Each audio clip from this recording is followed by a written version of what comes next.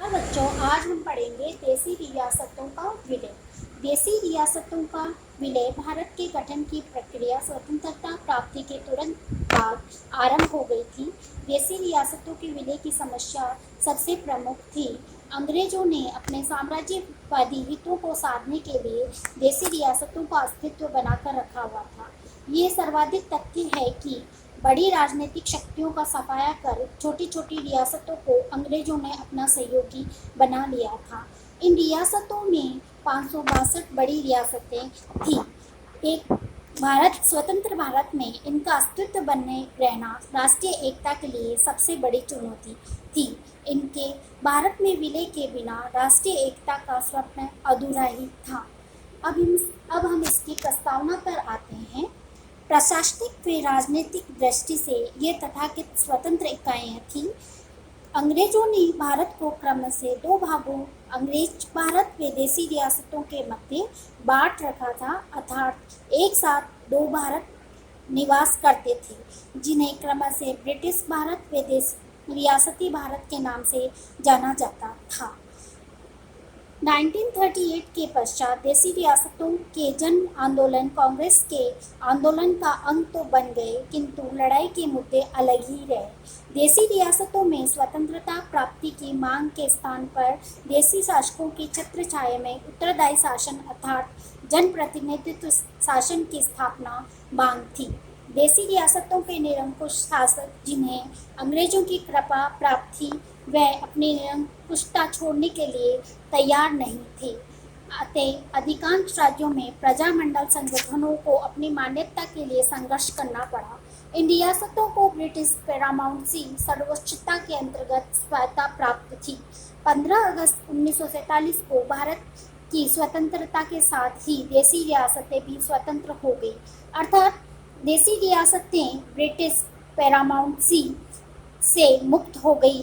भारतीय स्वतंत्रता अधिनियम के अनुसार ये देसी रियासतों के शासकों की इच्छा पर छोड़ दिया गया कि वे भारतीय संघ में सम्मिलित हो अथवा पाकिस्तान में, किंतु देसी रियासतों के शासकों ने दावा किया कि 15 अगस्त 1947 को ब्रिटिश शासन के समाप्त होने के बाद वे स्वतंत्र हो जाएंगे। मोहम्मद अली जिन्ना ने 18 जून 1947 घोषित किया कि ब्रिटिश सर्वोच्चता की समाप्ति के पश्चात सभी रियासतें स्वतंत्र संप्रभुता संपन्न राज्य होंगे और यदि वे चाहे तो स्वतंत्र रहने का चुनाव कर सकते हैं।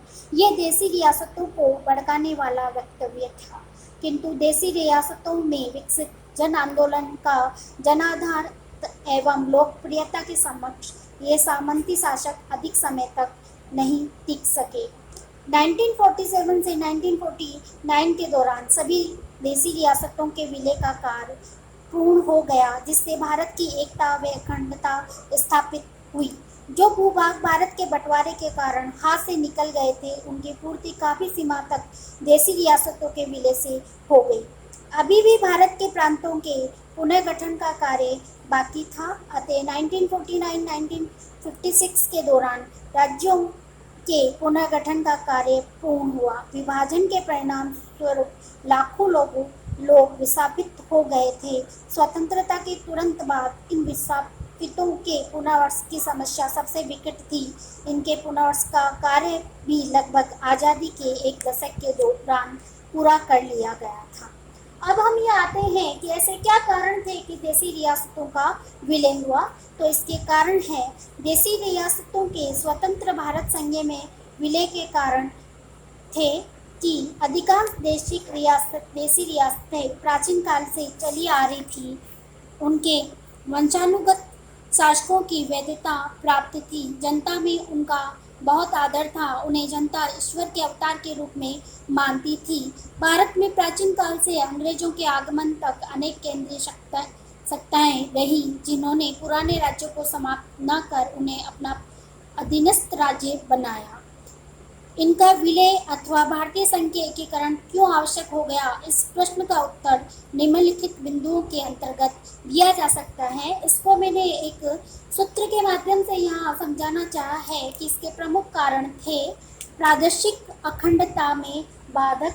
तो इसके कारण को मैं यहाँ पर एक सर्किल से समझाती हूँ कि प्रादेशिक अखंडता में बाधक, तो मैंने इसको पी का नाम दे दिया प्रादेशिक। दूसरा है रियासती शासकों की संदिग्ध राष्ट्रीयता, तो मैंने इसको नाम दे दिया है आर। और तीसरा है देसी रियासतों की निरंकुशता, तो मैंने यहाँ पर दे दिया है एन। और चौथा कारण है रजवाड़ों की फिजूल खर्ची, तो मैंने इसको नाम दे दिया है आर। और पांचवा है रियासतों का पिछड़ापन, तो यहाँ पर मैंने इसको दे दिया है रियासतों का पिछड़ापन को आर से मैंने इसको समझाना चाहा है। और छठा कारण है आपका रियासतों में प्रजातांत्रिक संस्थाओं का अभाव, तो मैंने इसमें दे दिया है प्रजातांत्रिक संस्थाओं का अभाव को मैंने डी से यहाँ डेमोक्रेसी बताया है। और सातवां है रियासतों के जन आंदोलन, तो मैंने इसको यहाँ पर जे से जोड़ दिया है। तो ये 7 प्रमुख कारण थे जिसके कारण देसी रियासतों का विलय प्रमुख हो गया था। जी। 8वां कारण है अंग्रेजों की दोहरी नीति, तो मैंने इसको ऐसे किया है। और 9वां कारण है देसी रियासतों का क्षीण मनोबल। और 10वां कारण है सरदार वल्लभ भाई पटेल की दृढ़ता। जो देसी रियासतों का जो विलय है, इसमें जो सबसे मुख्य भूमिका निभाई है वो है सरदार वल्लभ भाई पटेल। सरदार वल्लभ भाई पटेल ने गृह मंत्रालय के साथ साथ नवगठित रियासत विभाग का अतिरिक्त भार संभाला। इस विभाग के सचिव वीपी मनन को बनाया गया। सरदार पटेल रियासतों को विलय के निर्णय पर दृढ़ थे। रियासतों की राजनीतिक दुर्भाग्यता से उत्पन्न भारतीय एकता के खतरे के प्रति पटेल पूरी तरह जागरूक थे। उन्होंने अपने सचिव मनन को आगाह करते हुए कहा कि इस परिस्थिति में खतरनाक संभावनाएं भी छुपी हुई है और यदि इन्हें शीघ्र ही प्रभावी तरीके से संभाला नहीं गया तो कठिनाइयों से अर्जित हमारी आज़ादी इन रजवाड़ों के दरवाजों से निकलकर गायब हो सकती है। अतः पटेल रजवाड़ों को कोई समय नहीं देना चाहते थे जिससे देसी रियासतों की एकता में राजनीतिक बाधाएं उत्पन्न करें। तुरंत प्रभाव से इन रियासतों के समक्ष इनके विलय का प्रस्ताव रखा गया। पटेल ने उन राजाओं से जिनके क्षेत्र भारत के अंदर पड़ते थे अपील की कि वे 3 विषयों क्रमशः विदेशी संबंध प्लस सेना और संचार जिनसे पूरे देश के जुड़े हुए हैं पर भारतीय संघ में विलय की स्वीकृति प्रदान कर दे। साथ ही उन्होंने दबे तौर पर यह धमकी भी इन रियासतों को दे दी थी कि वे रियासतों में बेकाबू हो रही जनता को नियंत्रित करने में समर्थ नहीं हो पाएंगे तथा 15 अगस्त के बाद सरकार की विलय की शर्तें और कठोर हो जाएगी। अतः पटेल की दृढ़ता को भांपते हुए रियासतों ने भारत में विलय का प्रस्ताव स्वीकार कर लिया। कारण के बाद हम आते हैं कि देसी रियासतों का विलय सरदार वल्लभ भाई पटेल ने किस प्रकार किया।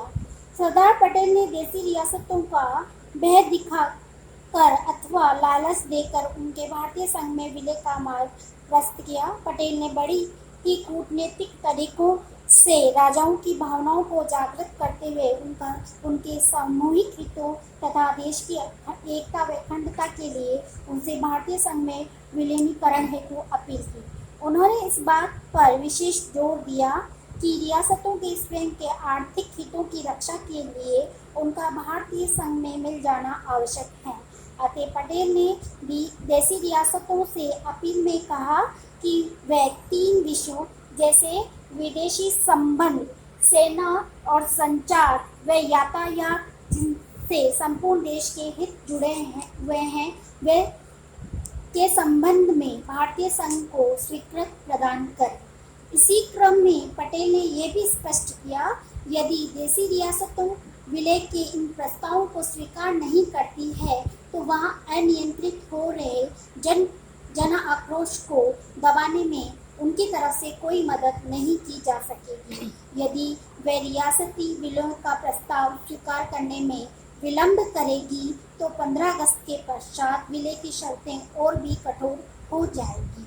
अतः 15 अगस्त 1947 जिसे भारत की आज़ादी के दिवस के रूप में निश्चित किया गया था, उसके पूर्व जूनागढ़, हैदराबाद और कश्मीर की रियासतों को छोड़कर भारतीय भूभाग में आए वाली सभी रियासतों ने विलय का प्रस्ताव स्वीकार कर लिया।